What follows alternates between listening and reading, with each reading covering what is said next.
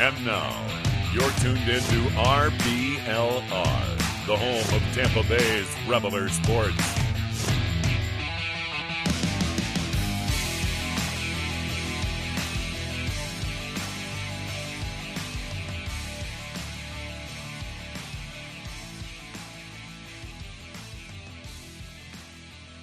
Hello and welcome back to your RBLR Rays show. I am your host, Pat Davenport. I'm very technologically advanced.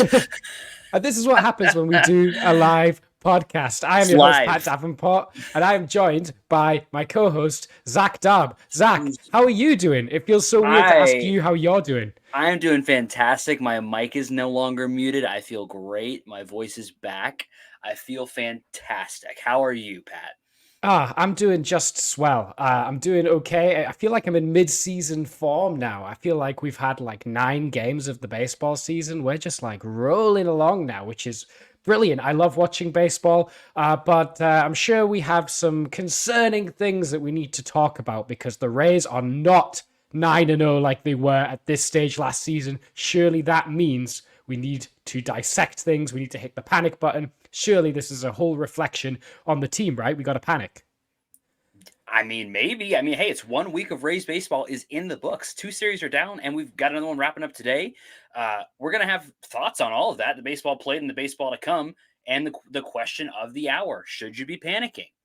We'll talk about it. I think you may already know our answer. We'll talk about it anyway. We're going to have bat and arms and players to watch on deck as well. And if you are watching us on YouTube, thank you for doing so. Wherever you're watching us from, we really appreciate it. And if you are not following us already, now is the time to do so. That's how you find out when we're going live, when we're doing cool stuff like this. Following us on all the socials, the Twitter, Instagram, even though I'm not over there, YouTube, all those places. Follow us. That is how you're going to find out when we're going live, when you're going to be a part of these shows where you can throw out your input and just be a part of what we're doing here together. We appreciate you being here. Drop us a follow, drop us a like.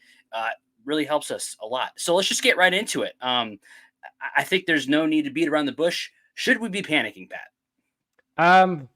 No. Okay, that's it, everyone. Thank you for tuning into your RBLR. Let's roll the outro music. Yep. Yeah. So, no, I don't think we should be panicking. Yeah, I think it's completely fine to be a little underwhelmed with how the team has been performing lately, considering how well we started last year. And being 4-5 under 500 at this point is also, it's not quite where you'd want to be. Ideally, you'd prefer to have the Yankees record.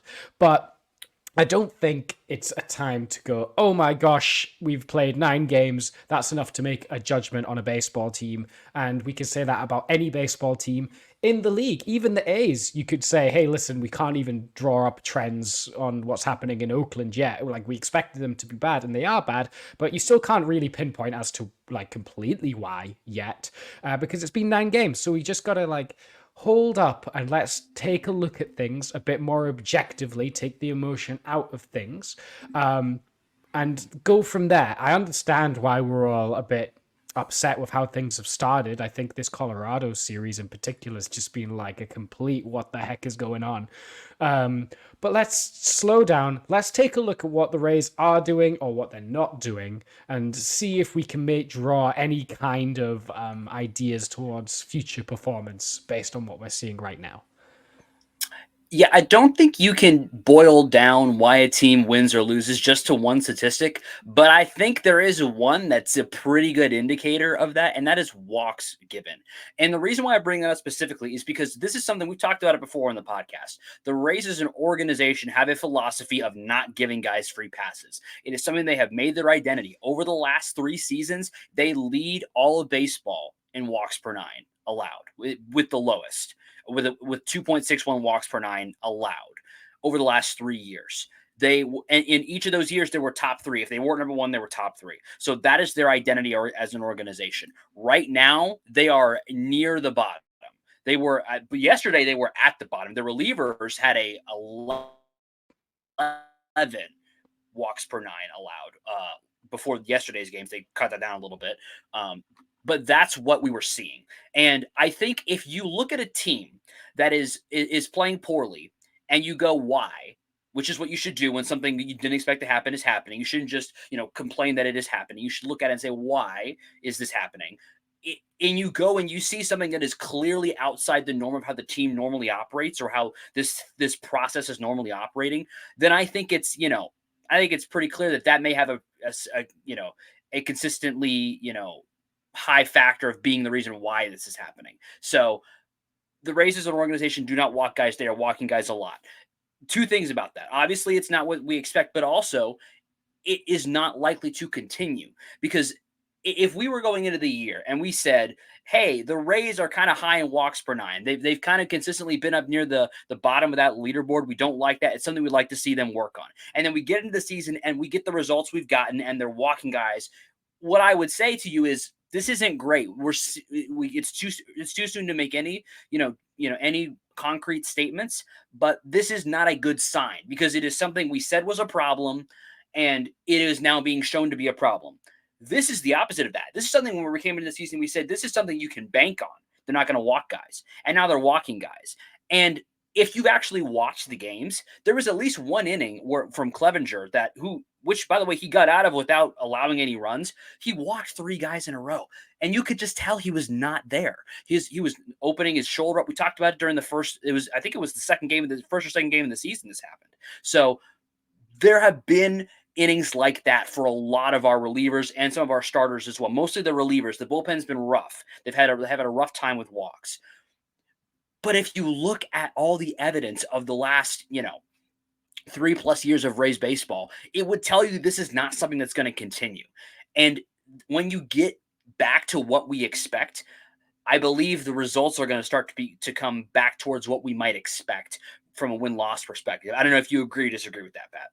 I do agree. I do agree that the walks are uncharacteristic, and I also have faith that Kyle Snyder and the pitching staff are going to find a way to correct that really quickly, because if there's one thing that Snyder and co have a reputation for is building up command amongst their pitchers. They're so much better than league average at getting players to find repeatable mechanics that allow them to find the zone more. And also, they even set up their catchers right down the middle most of the time and go, listen, aim down the middle, your stuff will do the rest. Something that I find interesting and have been thinking about is this Rays team is probably the least stuff dependent a Rays team has been in quite some time. I think without Glasnow, McClanahan's not on the team. The fireballers in the bullpen, we don't have many apart from like Fairbanks, really. So I think this is the least stuff dependent and the least velocity dependent Rays pitching staff we have seen in quite some time. And I've said this before, that when you've not got the high end of stuff, that makes your margin for error smaller, because a fastball at 99 down the middle is less likely to get barreled than a fastball at 92 down the middle. And so if we're playing with a staff that is not as dependent on velocity as before, then the command becomes even more important. And I think that has snowballed with the lack of command that we are seeing amongst the team right now. So it's a nasty combination, I think, but I do trust the team to sort it out. If we're talking next week or in 2 weeks' time about the same problem, then I think that's like a real cause for concern. But the Rays went through this phase last year in May. Everyone was complaining about how volatile the bullpen was and how ineffective the bullpen was. And that was in May. Yeah. And they sorted it out. It was like a blip in a 2-week season. But I remember it was a big talking point this time last year. And it got sorted out real quick. So the Rays are really good at spotting what's going wrong with their team and course correcting quite quickly. So I trust the Rays to sort it out in the next week or two. And I think particularly the series in Colorado is just a little bit of a like, hey, this is going to be a crazy series. The winds are blowing at 40 miles an hour. It's like the wind chill is minus 20 degrees or whatever. It's like, it's hard to throw a baseball when your fingers are numb. So that's probably why Pete Fairbanks exploded or imploded or whatever you want to call it. In the first game against the Rockies, he has that condition where he can't pitch in the cold. You could argue it was odd of Kevin Cash to put him in there, We're getting a couple of comments here. It hasn't been a month after opening week. Too early to concern still. I agree. We agree. I think we're going to get along just fine. So let's just give it a week. Give it a couple weeks. If the command is still all over the place, then we've got cause for concern. But there are still places where the pitching has been excellent, and I think our rotation, the first three of our rotation guys we're really depending on, has really turned the corner to start the year. I mean, we're going to talk about it with our arms of the week, but Eflin, Civale, Littell, all really dependable guys that I've been nothing but impressed with so far. I mean, while the bullpen has been a bit like we can't depend on them right now, how do you feel about the rotation at least?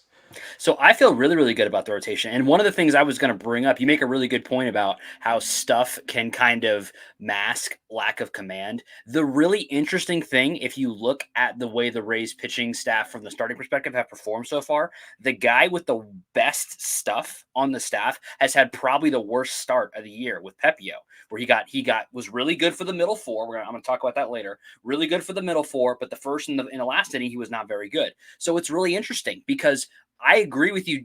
I agree with you generally that stuff is a good way. It can mask poor command.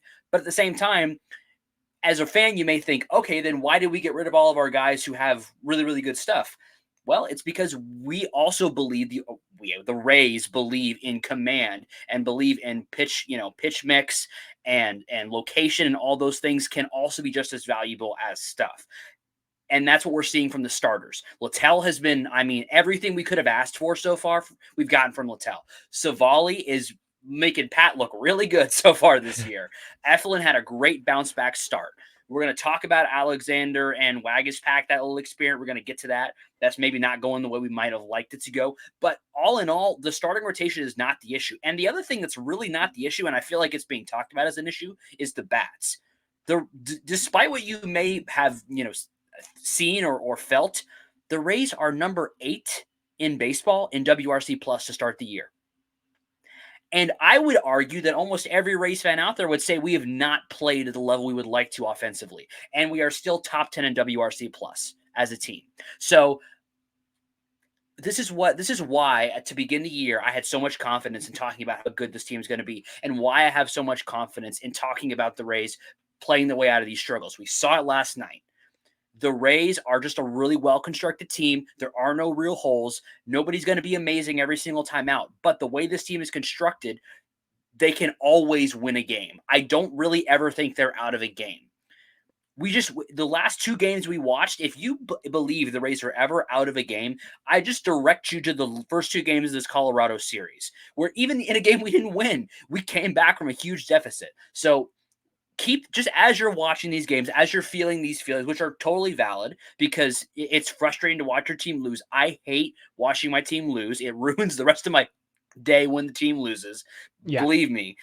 But if you're going to go and make a grand statement about the quality of the team, I would just suggest to you to take a little time and think about it from the perspective of, is what I'm saying based on a sample size that is worthy of the gravity of the statement I'm going to make? Meaning, am I making a statement about the quality of the team as a whole based on a 1-game sample size? And do I really think that is a worthy way to judge a team? And if you feel that way, I kind of disagree with you, because I think any of us out there who have a job, if you were being judged off the percentage of the performance of your job that you are judging the Rays off of, and you would feel like that's pretty unfair.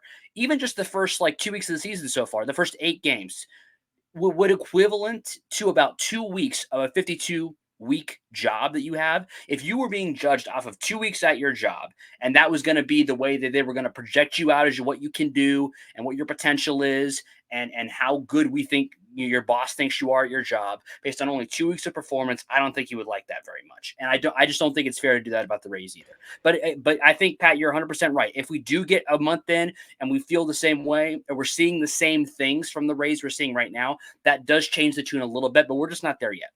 Yeah, and I think, Carter, a friend, frequent co-host of this podcast and also full-time host of the Buck Show. We love Carter, RBLR legend. He put it in a really good way. He said, if we were judging this baseball season so far in comparison to an NFL season.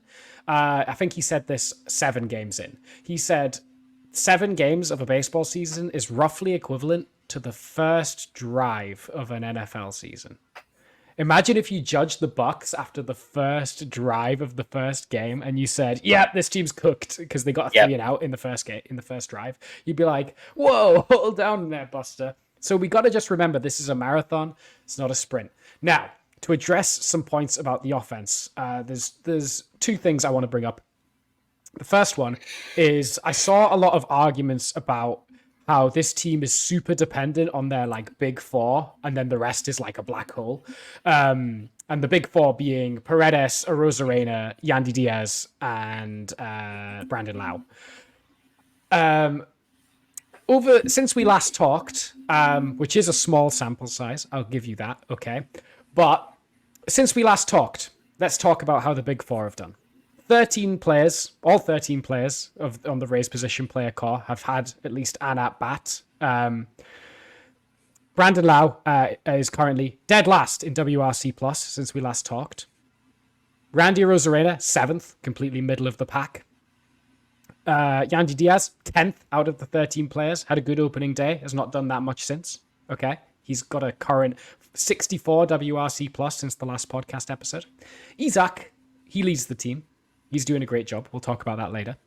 But the other 3 of the big 4, bottom half of the team in offensive production. Let's talk about the typical 5 through 9 hitters. Richie Palacios, 157 WRC plus. Harold Ramirez, 120 WRC plus. Jose Siri, 165 WRC plus. Ben Rotvet, 158 WRC plus. I could go on. This is not a team. Even Caballero has a 95, so he's just below league average. So there's no, and if your worst hitter of your 5 through 9 is 95 WRC plus, like that's pretty good. That's pretty good, especially when he's contributing really great defense at a premium position. So let's halt that argument there that this team is depending on the 1 through 4 guys to produce. I mean, sure, the long-term season success of this team will require those 4 guys to produce, but it's not like we get to the bottom half of the lineup and we say, all right, we'll wait till next inning, I suppose, when Yandy comes up again. That's not how it's going. Ben Rotvat's been having the best at bats of the team this year so far, and Jose Siri has a 429 on base percentage, which is also hilarious, by the way, because he's got a higher on base than he does his slugging at the moment because he's taking loads of walks. But this team has no black holes in its lineup. I am so adamant on this fact that we need to calm down about black holes in the lineup. We don't have them. The worst hitter we have is about league average, maybe just below. I'm telling you, apart from maybe Shenton. Okay? And then the other thing that I love that we're doing is our quality of at-bats. Okay? We are currently 3rd in the American League in pitches per plate appearance. We are seeing a ton of pitches per at-bat. Okay, we are seeing 4.04 pitches per plate appearance. We are behind only the Angels and Yankees in the American League. Okay, and both of those teams are doing really well. So the process is there. We're taking a lot of walks.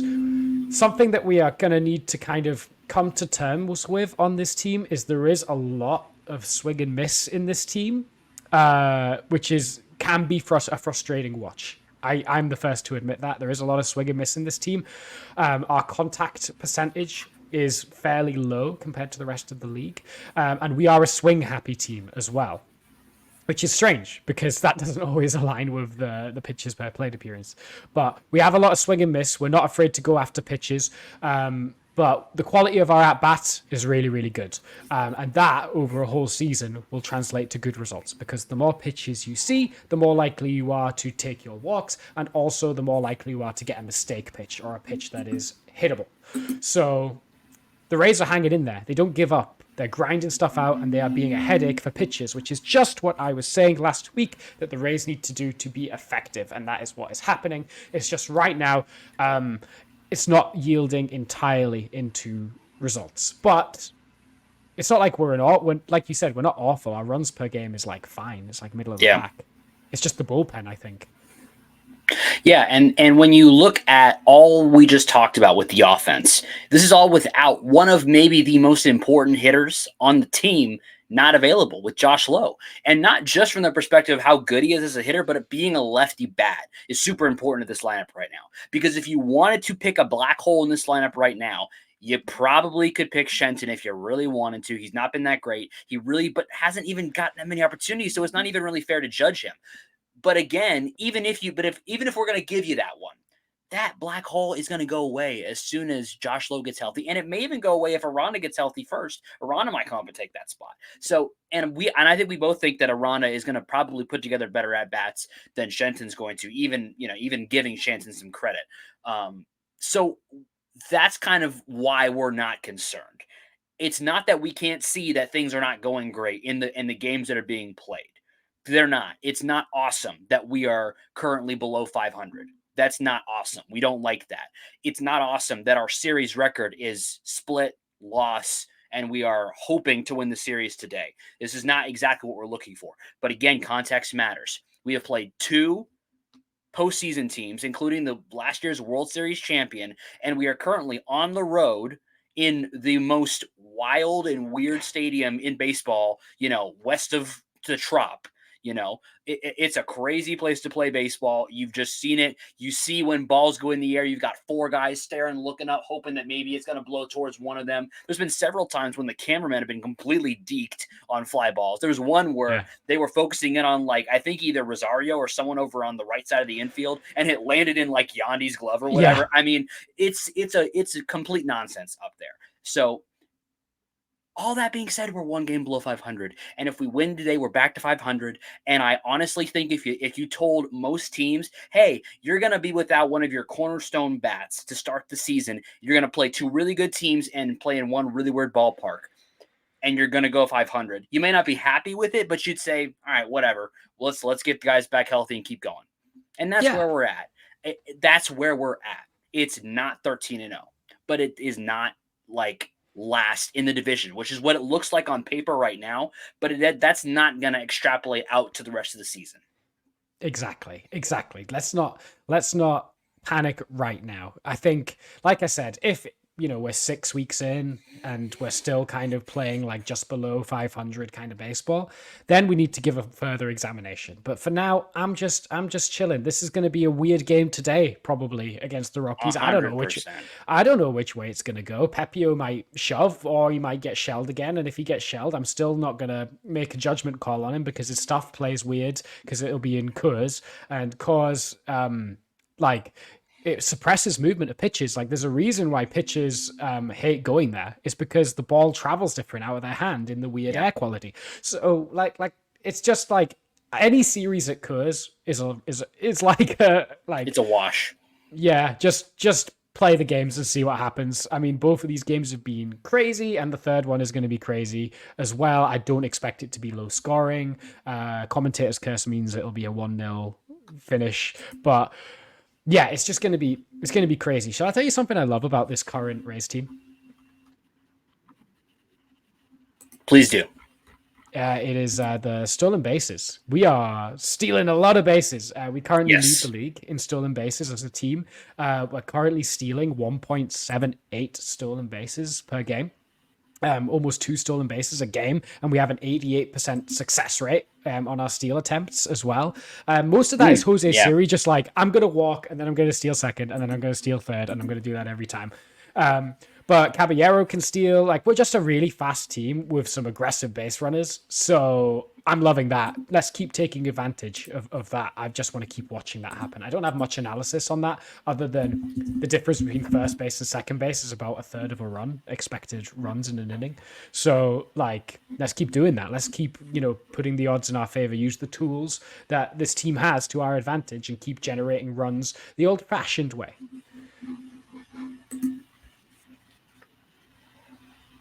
Yeah, it's crazy to look at Siri because he's stolen 6 bases so far this year.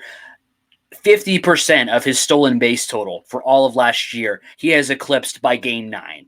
It is very, very clear that he's making a concerted effort to try to get on base, steal more bases because he can be incredibly effective that way. I am interested to see what that means for his power numbers over the course of a full season. He's hit 1 home run so far. He could certainly still hit 20 home runs. I will be curious to see if he maybe hits fewer home runs than last year, but provides more offensive value through his base running and getting on base. It'd be very interesting to see how that develops. It's something that we talked about a lot, or I talked about, or either to myself or to the 1 or 2 Braves fans I knew, about Kevin Kiermaier when he was with the team. Is if he would just stop swinging out of his shoes, because he did that a lot, he would just stop swinging out of his shoes and try to get on base and use his speed, he could be really valuable. It kind of seems like Jose Siri has gotten that message and is like, okay, let me, I'm still going to swing hard, because I mean, you will never confuse Jose Siri for someone who doesn't swing hard almost every single time. But he knows how to get on base and how to use his speed to produce runs. So that's just really fun to watch. It's fun to watch fast guys. Yeah, always the funnest players. I think that's why everyone got upset when Esteury Ruiz got sent down for the A's, because even though he hasn't been like great, he stole like 70 bases last year, and everyone was like, stolen bases are fun. I want to see the guy steal, I want this guy to be the new Ricky Henderson or whatever. So Yes. We like watching fast guys. It's why baseball made the rule change. It's fun to watch stolen bases, but it's also useful for your team if you can do it at an exceptional rate, like the Rays are currently doing. 88% chance to gain an extra base. You'll do that every time. Yeah. Yep. 100%. So I hope we have sated a few of your fears and your concerns about the Rays, but we do still need to talk about what has happened, even though we think that judging the team based on the results is a little unfair. They still did happen. So going back to the beginning of this week with Toronto, we finished that series out, split the series 2-2. Did you have any big takeaways from that series? The Blue Jays, I still really dislike them. Anyone that follows me on Twitter, and if you don't, maybe you should, at Depressed Rays. I ended up getting pretty heated. I think me on the podcast and me on Twitter are very different people. I'm very emotional on Twitter, and basically there was the kind of fracas between Cabby and Genesis Cabrera, where Caballero bunted in a run and then got thrown out going to third, and then him and Cabrera got into it a little bit and got shoved in the face. Cabrera got suspended 3 games, and it was a whole bench clearing incident. From what I don't have the full story, I couldn't tell you, but it just kind of looked like Cabrera was mad that Caballero just like bunted to get a run in, and he was like, "Oh, you go." I don't know. I don't know. It must have been something more than that, but Caballero just seems to do this thing where he annoys people. And you know what? That's fine. I think I would hate him if he wasn't on our team, but because he's on our team, he's like a little scrappy guy that'll annoy you, but he's our little scrappy guy that'll annoy you. Yes. So keep doing that. Yeah, he's fun to watch. I'm very excited for the first series we play the Yankees, because he's got a bit of a history with Garrett Cole. So I'm very excited to see that. Really looking forward to that. The Toronto series, I would have liked to get a series win, but again, it is a 4-game series. 4-game series are weird. The one thing that I am watching really closely, and I always was going to be watching it closely, but this the Alexander experiment that we are currently going under. They tried something where they started Armstrong to start the game. That did not work out. And then brought in Alexander. He was kind of like whatever. He wasn't amazing, but he was just kind of fine.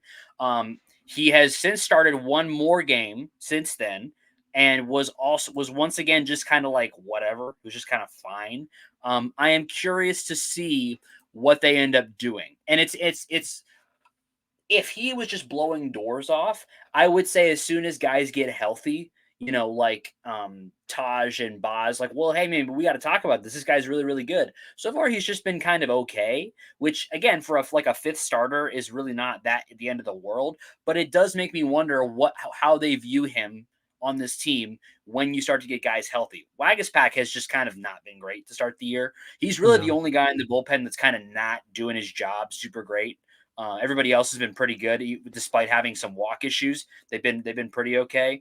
Wagaspack has not been great. So it seems like maybe some roles are going to start getting redefined in the bullpen. And that's kind of something I'm keeping my eye on going forward. Is like when Alexander's spot comes back up next week, what are they going to do? They tried it once with an opener. They tried it once with a traditional start, and it kind of had the same result. He looked really good in spring training. Maybe this next start will be really good. I have no idea. It's maybe unfair to judge him on a core start. So I'm going to wait to judge it fully. But I am curious. It's one of the guys. He's one of the guys that I'm watching. His starts I'm watching just to see kind of what are we getting from him and what might the adjustments be as guys start to get healthy. Yeah, I mean, the way we got to look at the Alexander Wagaspak is technically this is like the 10th spot of the rotation because Bars, Bradley, Rasmussen, Springs, McClanahan, Eflin, Littell, Civale, Pepio would all start ahead of him, and that's 9. Yeah. So they're like the 10th spot in the rotation, really. That's some really good perspective. I think, they wouldn't be doing this unless we were, this banged up. Just remember how banged up we are, okay? Yeah. Rotation wise. It's such a shame that people like Odorizzi and the other guys down in Durham aren't really lighting any fires up and kind of like making a case to come up and take his spot. I guess we just got to wait and see. His next start is lined up to be against the Giants at the Trop. So we'll see, I guess. I think that's going to be a big start for him, because if he still isn't putting it together, then you've got to ask questions. You've got to ask definitive questions. 3 starts, none of them have worked. You got to go, hold on. Is there something better we could be doing with this spot in the rotation, even if it's just a traditional bullpen day? Who knows?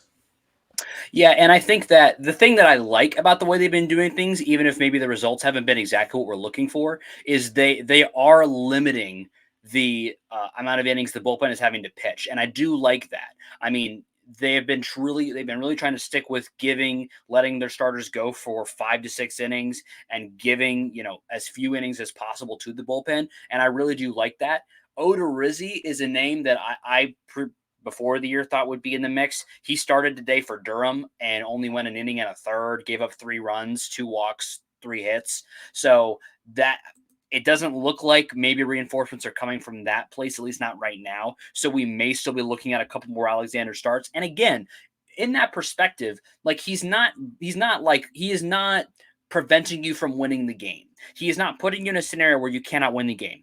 To me, if a pitcher goes out there and gives up 4 runs, that's not great, but you can still win the baseball game if that happens. If you have good performances from the offense and good performances from the bullpen, which you can expect to have pretty frequently from the Rays, because they have good performers in both of those areas. It's when a guy goes out and gives up 6 runs, then you're kind of like, well, winning a game under that scenario might be tough. But Alexander hasn't lost you any games yet. So no, he's not won you any games. No, he's not won you any games either. So, but at the same, but if your 5th starter is winning you games, you're in really good shape as an organization. I think really what you want is for your 5th starter to not lose you any games. So that's kind of what he's been doing so far, and I'm kind of okay with that for now. But I am just curious to see how his role will develop when guys start to get healthy. Yeah, I agree on that. Okay, let's move on to the Texas series, where we lost the first game 9-3, won the second game 5-2, and then dropped the rubber game 4-1. Any prevailing thoughts on the Rangers series? The biggest one for me is just, can we get a start where we get the middle 4 innings from Pepio? Is that what we're going to get today? I hope so. Because first inning, gave up 3 runs. Not great. Last inning, didn't make it all the way through the inning, gave up 3 runs. Not great. Middle 4, pretty good. Against a really, really good Texas Rangers lineup, who their 5th and 6th holes populated by Wyatt Langford, who's like one of the number 1 prospects in baseball and hitting the cover off the baseball. That's the kind of quality of a lineup that the Rangers are putting out there, and I'm definitely gonna. And that was not a secret plug to the Gators. It was a surface plug to the Gators. Go Gators! I am just curious how he's going to bounce back from that, because it is a tough second start for him now in Coors.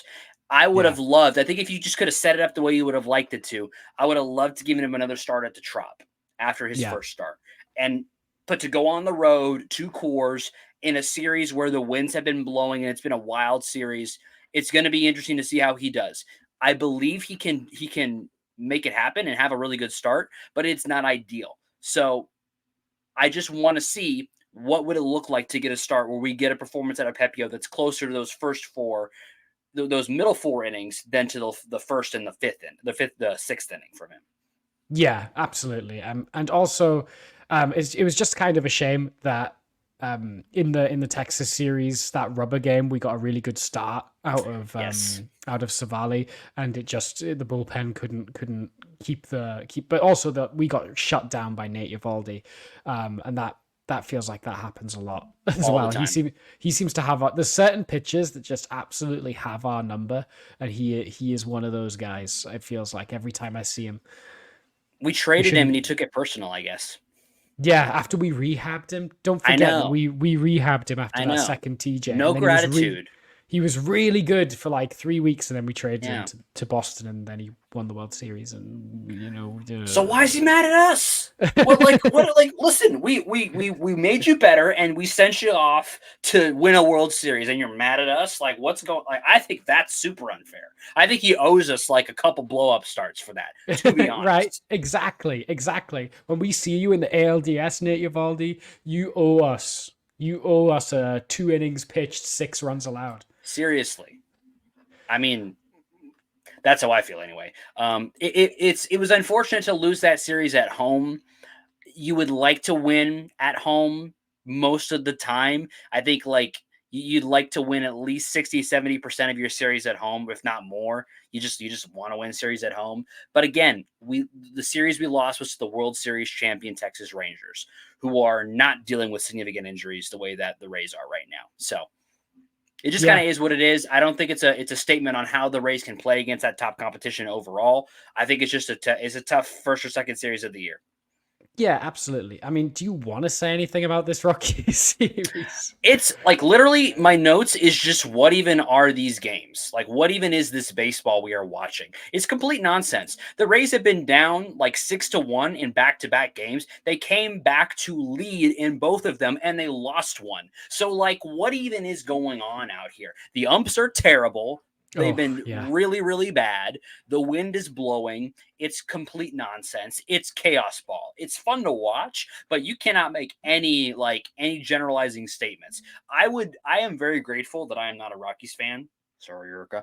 But I wouldn't want to be a Rockies fan because how can you judge anybody off of what goes on in that stadium? Like, seriously. Right? I was thinking the exact same thing. I think being a Rockies fan must be like one of the weirdest sports experiences you could possibly have. Yeah. But yeah, chaos ball is right. I don't think you can draw any conclusions from this series. Really, all you got to do is just like, hey, this is going to be chaos ball, and today is no different. It'd be nice if we can come away and win it. What's weird is, you know how I always say you're due 50 losses and you've got 50 guaranteed wins across the season. Yeah. It felt like that first game was going to be a guaranteed loss, and then it ended up being a tight one. And then the other one also felt like it was going to be a guaranteed loss, and then we won that one. So, like, can we have one of the guaranteed wins that feels like a guaranteed win? That would be nice. Can Dakota Hudson like have a terrible start, please?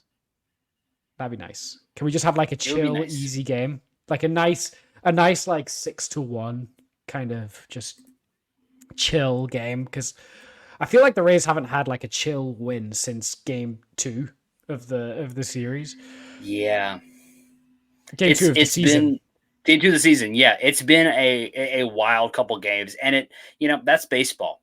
You're going to wish for, calm games occasionally, but listen, the cardiac Rays are never out of a game. So even though it may not be fun to like be worried that you're going to lose for most of the game because it's just been that way, the cardiac Rays are never out of the game. And that's really fun. It's fun to watch a team that no matter how bad it gets, the Rays are never fully out of the game. Yeah. I mean, I want to do a study. I think I'm going to try and like figure out if there's a reason why like the most like bang average starting pitchers will throw 6 innings, 1 run allowed, 10 strikeouts. Yeah. But then the moment the bullpen come in, the Rays are like, right, let's go put up a 5 spot. Seriously. I don't know how that works. I thought they're supposed to get better against pitches with familiarity, but as soon as like a bullpenner comes in, they're like, now we start. Now it's the 7th. Now it's the 8th. Now we're going to start scoring runs. They did this a lot last year as well. It's really weird. I don't know how that works. I don't know if it's just like they lock in not to a pitcher, but just to an approach in the box. I don't know. I'm going to have to like look into it and see if I can get more info for it next week. If you're out there right now and you're looking at your wardrobe and you're saying, I'm not doing well. I'm struggling. I need to take out my starting rotation, of outfits, and because they're not doing what I want them to do. And you need to go to the bullpen. You need to bring in a closer. Well, I've got it for you. Shop.rblrsports.com, where you can get 10% off everything you'd ever want to buy there. The best Tampa Bay sports merch is not only there for you, it is also there for you for 10% off with promo code FLAPPY, FLAPPY. 10% off everything there. It's the best Tampa Bay sports gear out there. You've got Rays, you've got Bucks, you've got Lightning, you've got Rowdies, all of which have very interesting stuff happening right now. The Rays are getting into the season. The Rowdies are just starting their season. The Lightning have secured a playoff spot, but what seeding in the playoffs? And the Bucks are leading up to the draft. Now is the time to get you some awesome Tampa Bay sports gear at shop.rblrsports.com. And you will feel a mile high, just like our Rays will in about 10 minutes when the first pitch in the rubber game of this series happens. Not my best work. Yeah, you know what? It was great. Let's talk about some in addition to how great that segue was, we're going to also talk about some great bats and some great arms for this week. Pat, who is your bat of the week? Is got to be the aforementioned team leader in WRC plus. He put up a 243 WRC plus this week. It is our third baseman in honor of WrestleMania, Isaac Paredes. We can see him, and you're our bat of the week. He was awesome. He's been awesome all week. He got off to a bit of a slow start in the first couple games, but since then he's hit 3 home runs. He's drove in 7. He's doing a fan, and he's made some really nice plays in the field actually as well, which is something that we didn't really talk about Paredes historically, but he's really feeling really comfortable at the hot corner this season as well. So it's great to see him just continuing to pick up where he left off last week. Season. Yeah. Season. He's been really good. He's been consistent. And that's something that we have not had from a lot of our guys to start the year. He's my bat of the week too. He's been consistent. He's pulling balls the way he always does and probably always will. I love that every time he hits a home run, they put up the stat line of him hitting every single home run to left field. I don't know what I'm going to do if he ever hits a home run to right or to center. I think the world's going to just cease to exist at that point if one goes out to center or to right. But he is kind of anchoring this lineup right now, which we talked about that he has the potential to do that. We both think he's really, really good and think he could get even better. And we're kind of seeing that right now. He's anchoring a lineup that needs one right now. Yandy's been really good to start the season too. Don't get me wrong. I think he's sitting at a 133 WRC plus. He's been great, but Isak has provided the power. He's been kind of the catalyst. Like, he hasn't been the guy to drive in the run to take the lead, but he's been the guy to start to move the run scoring in the right direction several times for these couple of wins that we've been able to scratch across. He's out there. He's scoring runs. He's doing what we want to see from him. And he's living up to the hype that we've kind of hyped him up to be as one of the best third basemen in baseball. The defense, like you said, has been really, really good. I think it won't be too long until people really start to have to talk about Isaac Paredes as a top third baseman in baseball. Yeah, I think that this could be a year where he could be getting some all-star nods. We could be hopefully getting him on the all-star team. That'd be awesome. I'd love that for him. So yeah, we've got a split decision on the arm of the week this week. Who's your arm of the week? So my arm of the week is the guy that we have been talking about all off season as someone that we think is going to take a big step forward. It's someone that's being put in a position that maybe none of us expected, but every time he's been put in this position, he has excelled, and that's Zach Littell. He has had 2 starts so far, 2 starts over the last week. He had his first 2 starts, and he has pitched excellently. 100% win-loss record, which is awesome, even though wins don't matter. Won both of his games. He has allowed 1 run so far, which is insane. He has allowed no home runs, obviously, because he's allowed no runs. He's allowed 1 run, but he hasn't allowed any home runs. He's not striking guys out at a crazy clip, but he's also not walking guys. He's only walked 2 guys so far, averaging about 5.5 walks per start. He's pitching to an ERA plus right now of 4.41, which is a bonkers number that like is just crazy to even say out loud. He is living up to our expectations of what we thought he could be to be coming into the season, and then some. I don't know how long this run of excellence is going to continue. He may come back to the mean a little bit, but he's just been really, really good to start the season. He's been everything we could have imagined. Zach Littell is my arm of the week. I mean, he's been awesome, and to do it in Coors as well, extra impressive. But I will say it probably benefited him to be in Coors, but as a kind of ground ball, soft contact kind of guy, I think keeping the ball on the ground is something you'd want to do in that environment, because fly balls with that wind and that air density, I don't even want to think about it. My arm of the week.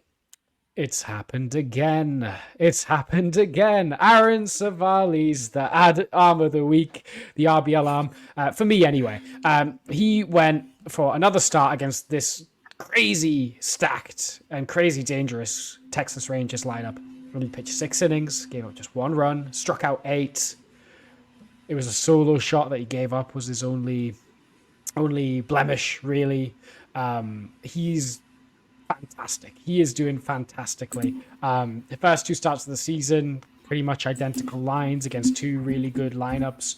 I told you.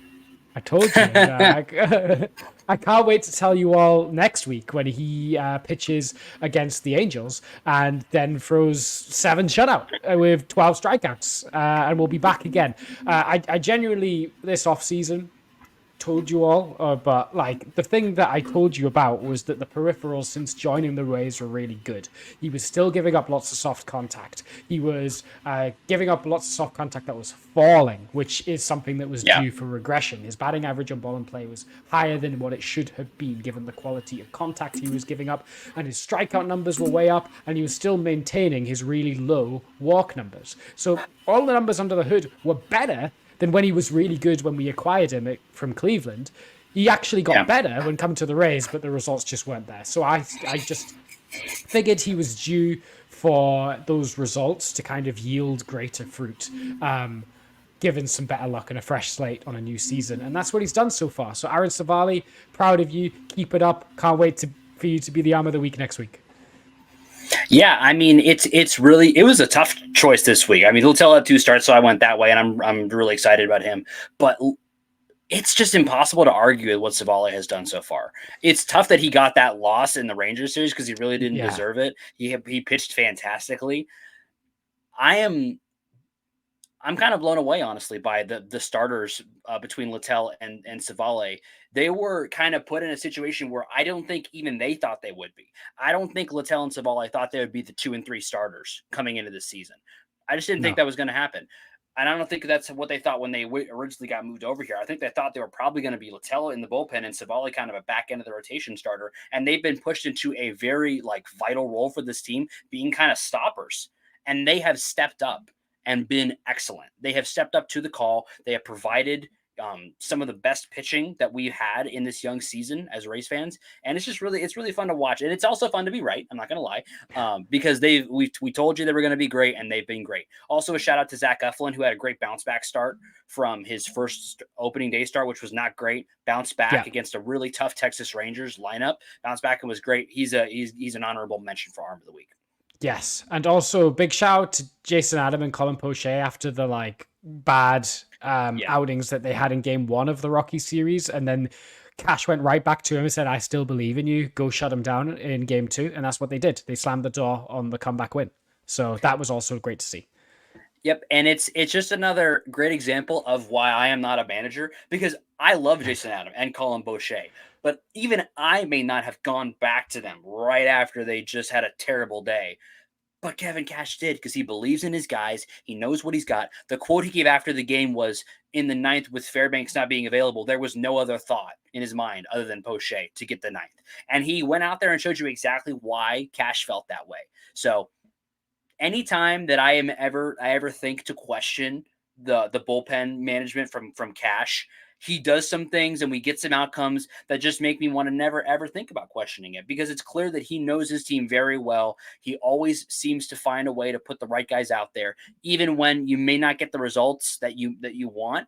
he trusts his guys. He puts his faith in them, and that's why over a full season we get the high quality bullpen results that we have always gotten as Rays fans. Absolutely. I've got the Rays game is just starting, so I don't want to keep us too much longer. I've just got two little miscellaneous thoughts. Oh, thanks for the talk, guys. Enjoy the game. You too, man. You too. Got two little miscellaneous thoughts to wrap up on. The first one is this is the first, I think after this Rockies game is the first opportunity the Rays have to make non-injury related roster moves. Do you expect them to do any shuffling with the roster after this, after the game today? Not really. I mean, there's a chance that Shenton, that they may make a move down to Durham, but I don't even really know who they'd bring up. So Mangum, maybe maybe Mangum, but I mean, Siri's been great, and they really haven't had any issues with outfield. Palacios has been nice in the outfield. He's not been like amazing, but he's been good. I don't really feel like there's a need for to go get Mangum, even though he's been really good offensively. I feel like you just kind of let him cook down there and let him do his thing, and maybe bring him up after he's got some more time, because I don't want to just sit him back on the bench and let him cool off. So I don't think so, at least not right now. I would have said if Jake Odorizzi had pitched really well today, that there maybe is a chance we could see him come up to the majors and maybe make a start. But after the way he pitched today, probably not. I don't know. I really don't think so. Yeah, I'm kind of with you. I think Mangum, maybe Nico Goodrum, maybe like if you want to make a like-for-like switch, you switch Shenton up for Dom Smith, maybe. Maybe. He's been pretty good to start the year in Durham. Dom Smith has. So, but again, I think it really depends on how much they value Shenton getting reps, which he hasn't really got. Yeah. He's starting today, but he's not really got much time on the roster, get playing time while on the roster. So we'll just see if they actually value him getting reps or not. And then the only other thought that I have is Rotvet. I think he's been playing more than Pinto now so far this year. Is that an indicator on how they value Rotvet or how they value Pinto?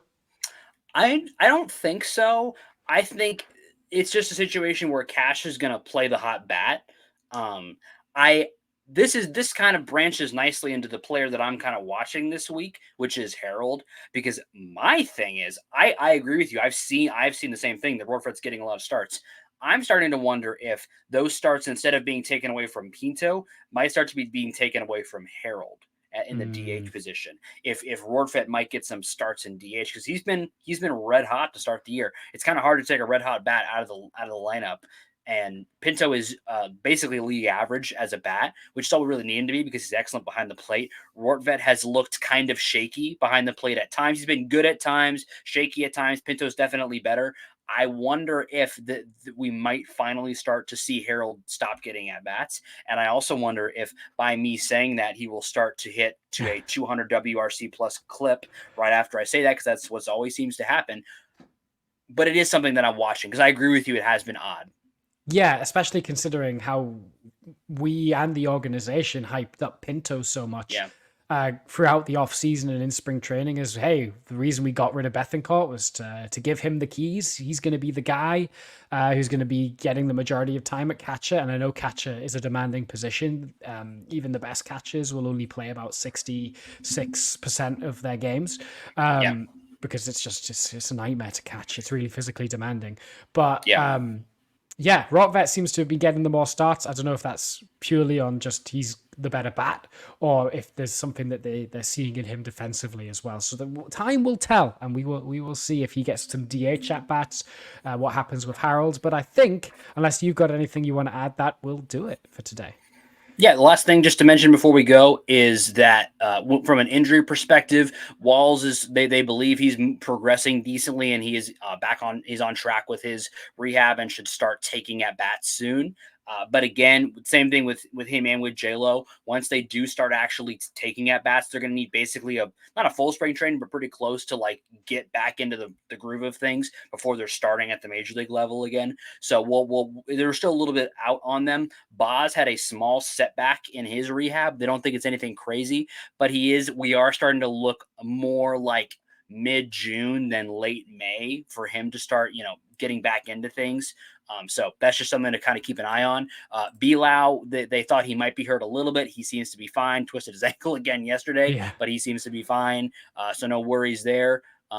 But that's the only other thing I had is just we get a couple of guys. Nobody's really close to coming back yet, but we haven't heard anything like really bad about any of them either. So I just kind of assume no news is good news for now. Yeah, absolutely. Alrighty. Well, that's going to do it for this week's show. Basically, don't hit the panic button. Just enjoy some Rays baseball, which is on right now. If you've been watching the live show, you can now go and just change the channel over to Bally Sports or MLB TV and go watch the Rays beat the Rockies. Hopefully, if you've enjoyed what you've seen, be sure to give us a like, a follow, a subscribe, depending on where you are viewing us. We really appreciate it. It really helps us out, and it means that you can follow the season with us and get notifications whenever we go live. Thanks again for chiming in and giving us your comments and all sorts. We appreciate you, and see you next time. Raise up. Raise up.